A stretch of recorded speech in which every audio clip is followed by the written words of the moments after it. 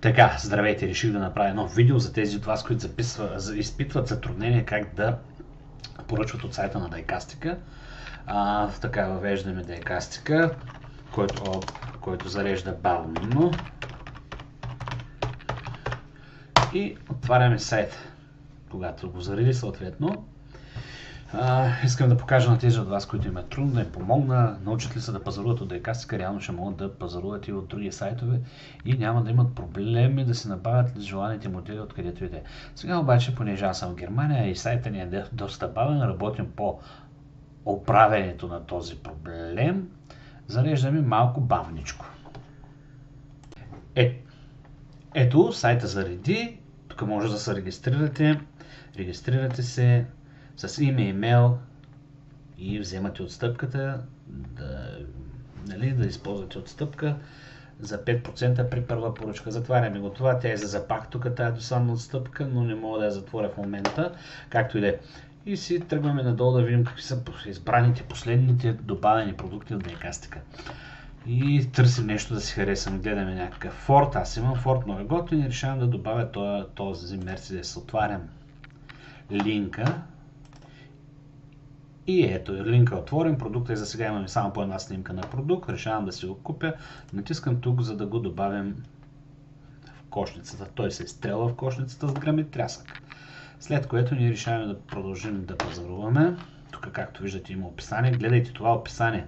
Кога се очаква този продукт, това описание е много важно. Тук надолу са другите характеристики, подобни продукти. Аз решавам да се върна отново в колекционерски модел в началото на сайта. Ето в началото на сайта съм искам да добавя още един модел. Решавам да си добавя това Porsche, без да го гледам, направо го добавям. И то се стреля, както видяхте, в кошницата. Ето тук също имате кошница и това е поръчката. Можете от тук да продължите, аз няма да продължа, защото може би искам да добавя и това Porsche към поръчката. Цак, добавям го и то отиде там. Виждате пак, тук показва затваряме. Тук също може да си видите поръчката, да цъкнете там. И като цъкнахме, тук виждаме нашата обща стойност на нашата поръчка. Тук можем да си намалим бройките, да премахнем. Ето премахваме, това не го искаме. Решаваме, че не го искаме. И вече виждаме. Общата стойност е 144 лева на двата модела. На двата модела избираме се с кого обаче да доставим, секунд или с Speedy. Да речем, че искаме с Speedy. Няма значение, тя е едно и също, което ще изберем и продължаваме към приключване на поръчката. Така, ето тук може да влезете от профила си, ако сте наш клиент. Тук, ако имате код за отстъпка, цъкате на него, отваря ви се поле за въвеждане на код, прилагане на промо кода. Тук си пишем името, както аз съм се кръстил днес. Днеска съм Тестов за България. Улицата е Душ. Тук си въвеждате улица някаква, която е за номер 16. Тъй съм си решил.